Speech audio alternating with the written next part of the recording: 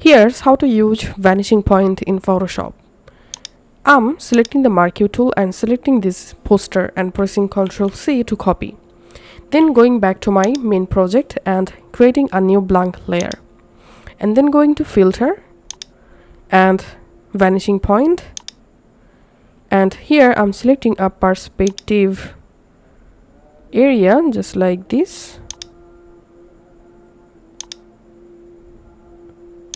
And then pressing Ctrl V to paste the copied poster here and just dragging and dropping the poster inside of this billboard and pressing Ctrl T, and I'm just resizing this poster and clicking on OK. Now I'm selecting this layer and going to blending options and here adding multiply. And that's how you can actually use the vanishing point in Photoshop.